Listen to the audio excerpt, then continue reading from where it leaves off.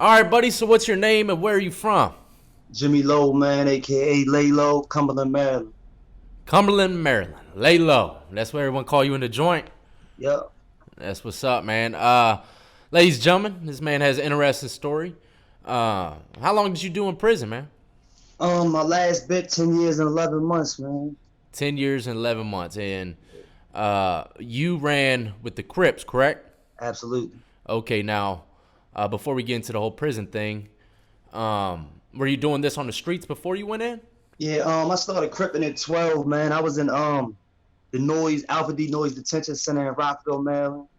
And I ran the system cast. I was from Cali, and I started to build with him, and over time, it was more family oriented, man. I was so far away from home, I wasn't getting visits and stuff like that. The Crips that was in the institution were looking out for me. And they One, were young Crips from California. yeah, the one dude was from Gardena, California, Looney Loke. So that's who I linked up with, and who I started building with. We built a rapport over time, and then eventually I was initiated. I was sponsored, and I became a Crip, man. So that was 96, 97. Okay, So yeah, that's a long damn time ago, man. You've been doing this shit for a minute. A minute. And I'm sure, man, Maryland ain't too much different than Virginia. You know what I mean? From what I hear, nah, of course, the man. gangs. They got DMI. We don't have too much DMI out here, Yeah, but the gangs and stuff are pretty much similar, and the way that shit's ran is pretty similar from what I hear. Let me ask you this: I bet you it was a kind of a shell shocker to you how the gang life is compared to the streets, from streets to prison. yeah, man. I mean, with a lot of, it's a cultural thing, man. At the end of the day, and a lot of people aren't used to, a lot of guys coming from Baltimore City, a lot of guys coming from DC, a lot of guys coming from out of state that were incarcerated where I were. It's not the norm, man. Like we discussed before, it's kind of a unicorn, man. And so it was a little different at first, man. It took some adjusting. You know what I mean? I think more so on that part than mine, because I really didn't give a damn what people thought. You know what I mean? I Yeah, was what I was, and I carried it how I carried it, man. So at the yeah, end of the day, that's what's up, man. And the majority of people that I have talked to, uh, they say the same thing, man. It's like they're banging on the streets, and everyone that they're banging with, they're accepted, But when you go into prison, it's a much bigger and variety of people, and a lot of them aren't accepting of the white guy, And then absolutely. when they see this, that's why I was gonna ask you as well as when you saw this side of it, uh, it wasn't deterring you in any way to say, man, forget this shit, Nah, man. it wasn't a deterrent in the sense that I mean, I already was doing what I was doing, man, and it was already, to me, it was a family orientation, man. It was a brotherhood. It was something I was already a part of. You know what I mean? So, Yeah, and then it didn't take long, man, for people to accept it. A matter of hours, days, whatever. Because I'm kind of the brother that's it's piece me or drink me, man. You're gonna salute me or shoot me, man, and that's the bottom line. You're gonna accept what I am, and we're gonna rock like that, or we're gonna deal with it, well, man. salute to me Yeah, or shoot me. salute me or shoot me, man. That's a good tattoo, man. No one steal that shit. I'm gonna get it one day. All right, man. All right. Well, let's talk about how you got to the pen, man. What happened? What led you Um, there? Rewinding the story back a little bit, I guess I started getting in trouble, at a young age, man, about 8, 9 years old. It was dumb, petty stuff, man, running around, breaking into stuff, just I didn't have a lot of guidance as a kid, man. A lot of my family members went into the drug scene, and it Yeah. left me out there kind of on my own at a young age. So I started getting in trouble at a young age for petty things, and then they started sending me into the system. And then once you get involved in that system, man, especially out here in Maryland, like if you look up like the statistics on Maryland and shit like that, we have like one of the worst recidivism rates and so on and so forth. You know what I mean? In the United States, Yeah. not just on the East Coast, but in the whole entire United States. Yeah. Um, over the years, man, just being in juvie, man, in and out, it was just easier for them to send me back every time, and I got caught up in that cycle. At 15, I had came home from the Victor Cullen Youth Center, and I was home for about 20 days, and I got locked up for armed robbery at 15 years old. Damn. So I turned 16 in the juvenile institution. As soon as I turned 16, they waved me up to an adult. I went to the county jail, and by 16 years old, man, I was in prison with a 12 all suspended but 6 year prison bit. So 6 years So for armed robbery yeah, for armed as robbery a 15-year-old. as a 15-year-old. So, ladies and gentlemen, that's 6 years. I mean, just imagine if he was 20 something years old and got that charge. He would have done probably about 15 to 20. You know, they don't play with that robbery shit, and I'm glad I never got caught doing it because that was my shot. All right, man. So that that led you to the penitentiary. I'm guessing you went back after that. Yeah, coming in at 16 years old, man, it was an experience, man. But being in the juvenile institutions that I went in, they were kind of gladiator schools in and of themselves, man. So, I've been in a lot of different juvenile detention centers, Victor Cullen, Noise, Waxters, Cheltenham, Boys Village. I've been in a lot of group homes, a lot of foster homes, in and out of the system. So it kind of prepared me for it. And a lot of the guys, that I was, unfortunately enmeshed in that system with, I ran into in the system. You know what I mean? But Yeah. it was a wild experience, man. I remember my first day coming into the prison, MCTC. At the time, they called it Baby Vietnam. Pretty wild, man. And MCTC. MCTC, Maryland Correctional Training Center in Hagerstown, Maryland. It's called a new jail. Okay. So I remember coming in there, and, being 16 years old and coming on the tier, man, and the guys were getting locked down as I was coming on the tier. So as I'm walking on the tier, one of the guys yelled out the cell, and he was like, "Laylo, what's up?" So I was like, "Man, what's going on?" I didn't know who it was. It was coming, it was reverberating through the tier, and he's like, "Man, don't worry about it. You'll see at dinner time." Oh shit! You don't know who that is, huh? I'm like, here we go. So, I got all these stories, twirling around in my mind, of what prison is and so on and so forth. And I'm a kid, man. I'm 16 years old. I was involved in what I was involved in. I was And living this is an adult prison. This is an adult prison all the way, man. Yeah, Okay. absolutely. Okay. Yeah, there's no, there's no, baby hands, man. It's this is what it is, man. Here's your mattress. Here's your shit. You ain't see nobody else around your age? Yeah, on that particular tier, there was a couple other younger dudes. I was the youngest dude in the entire institution, of course. I mean, I got waived, so the dudes in there that was 19.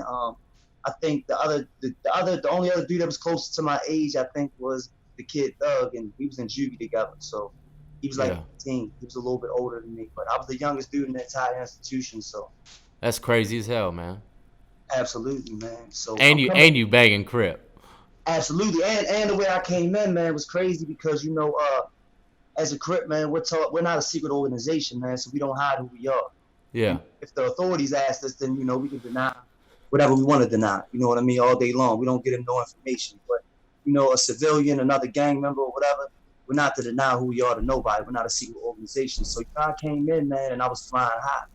I had my DOC shirt. I had the DOC on the back. I had carved the curve on the DOC off, so my shit said low. It said LOC. It had gang right.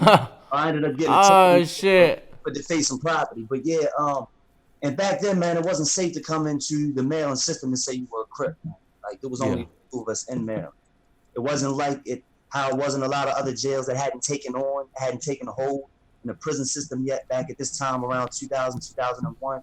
Mm-hmm. So, yeah, man, it wasn't safe coming in, even saying that you were that. But, I never denied who I was. And I came in the full swing of things knowing, like, what might be in store for me. So I was willing to deal with whatever those consequences were. You know what I mean? Yeah. So I'm walking on this tier, man, and, the exchange of words happens. So I go in the cell, and my first thought, I get put in the cell with this white guy, and I'm like, man, you got a knife, man? So he's like, nah, man, I'm working on getting one. I was like, well, I might have a problem. He said, yeah, I kind of heard that exchange of words. So I went in my hygiene bag, man. They give you a little, the little bag they give you with your razor and your deodorant and shit. Yeah. So I went in there, man, and I broke down the razor. I broke it all down, got the razor blades out, stuck it in a pen cap, and, wrapped it up. I knew some things, from being in juvie. Yeah, juvie, yeah. Yeah, I actually had a dude that was, a dude that took a liking to me that was a pagan, man, that was in the county jail with me, and he actually, like, schooled me to a lot of things, man, because I was real wild, you know what I mean? And he was like, young buck, you're going to have to calm down, man. You're going to either go in the system and you're going to have to kill somebody or somebody's going to kill you, man. He was like, you're doing a lot of, like you said, man, the stick up boy shit. You just call me William H. Bonney. I was a 16-year-old kid running around for like I had something to prove.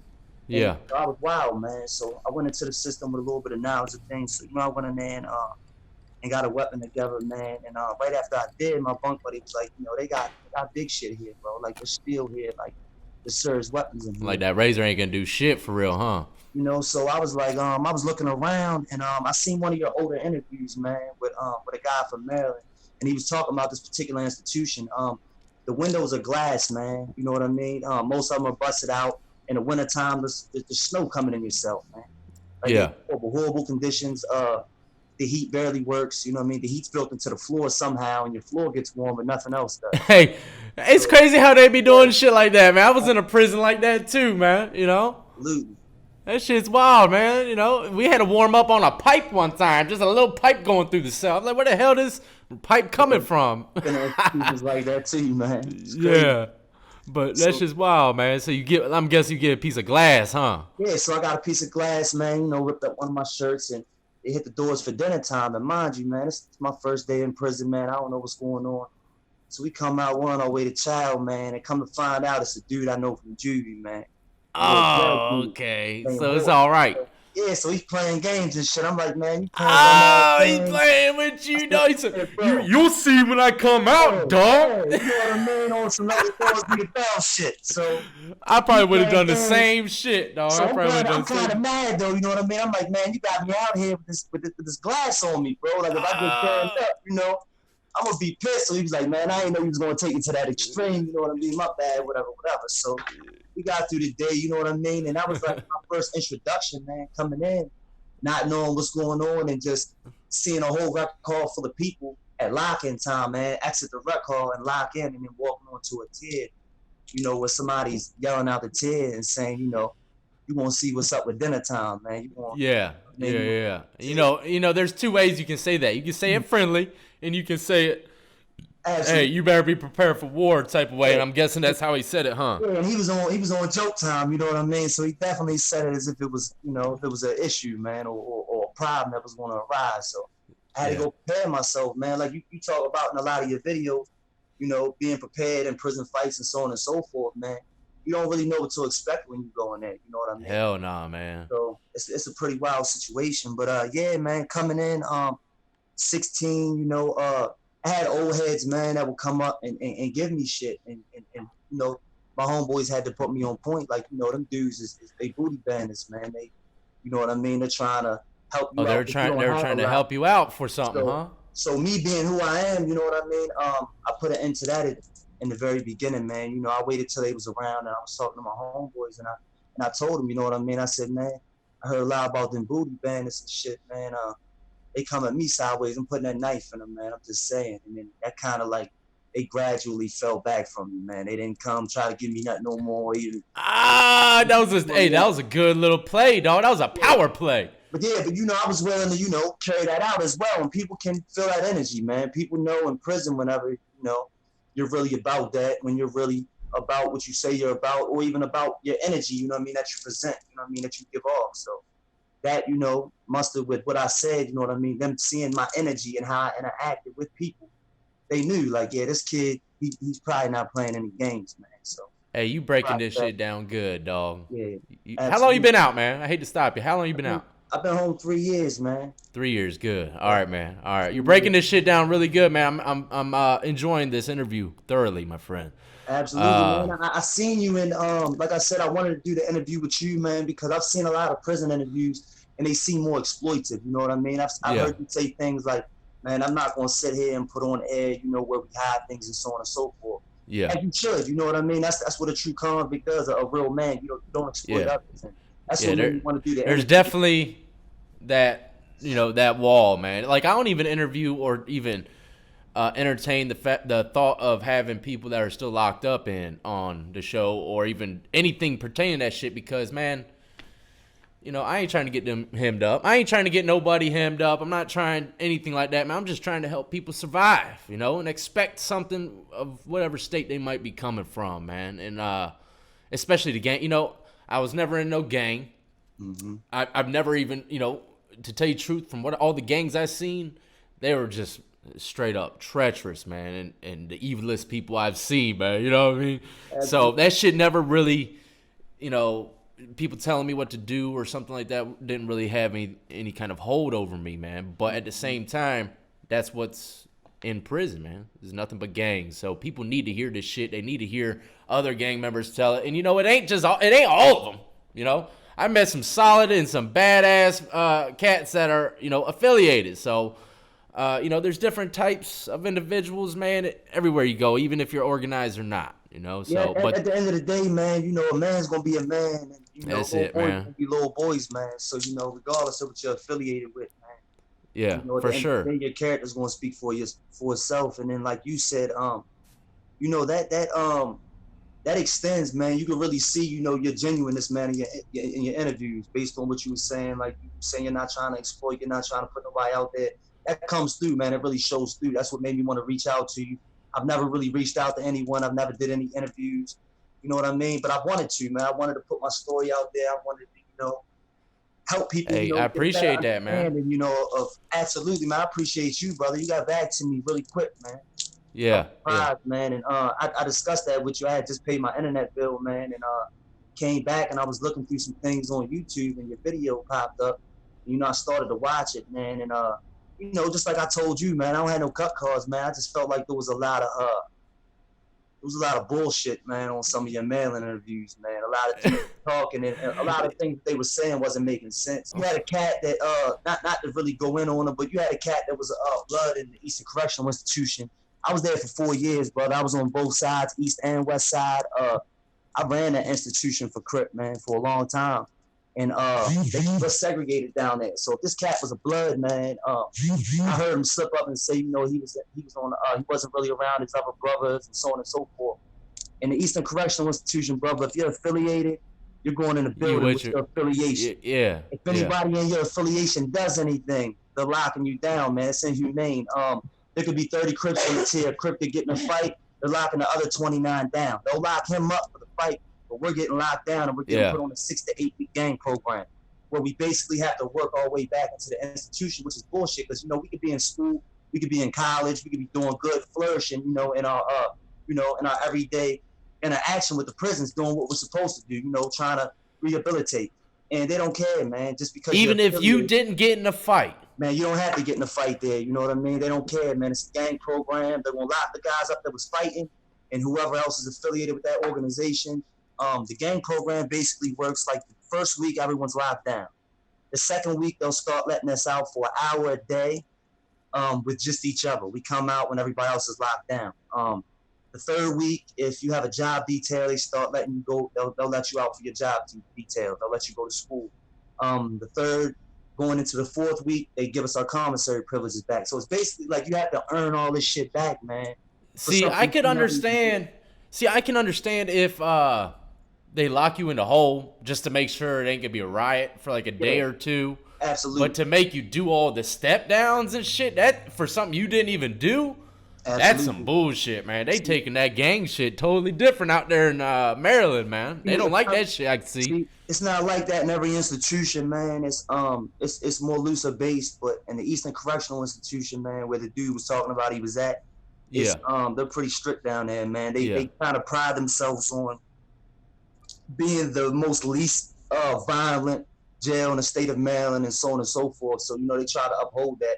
And they do a lot of inhumane shit, yeah. I man. get you now. They See, do a lot, you know, to downgrade us, man, to lock us up, to interfere with our so-called rehabilitation, man, that they say that they stand for, man. So, you know, at the end yeah, of the day, you know what I mean? It's pretty messed up situation, man. But you know, it is what it is, and that's why we're here, man. We're here to get this out, and you know what I mean? They exploit the system, man, yeah, for sure, and, man. And you know, and you said that it's not like that in every prison, not as strict when it comes to gangs and stuff. And, you know, it's like that. Anyway, you know, it's hard for me to explain what jail is like because for real, a cell block could change up in 1 week and be a totally different type of cell block. You know what I mean? absolutely. So just And imagine I if try it's to tell people the yeah. same thing, man. Yeah, I mean, if it can change up in a week in a cell block in a jail, one cell block, just imagine how much it's changing up from prison to unit to state. You Yeah, know, absolutely. it's One person could come in and change the whole dynamic. You know what I mean? Oh yeah, I've seen that a few Yeah, times, one man. person could change the whole dynamic of how a tears ran. You might have tough guys, man, and then like you was talking about on some of your other interviews, man. Some people might come in and exploit those guys, man. You know what I mean? And Yeah, you wasn't so tough at this other jail, man, and it's changed the dynamics, man. It changes the energy of based on yeah, who's running things, based on who they got in charge, or based on who's the shot callers.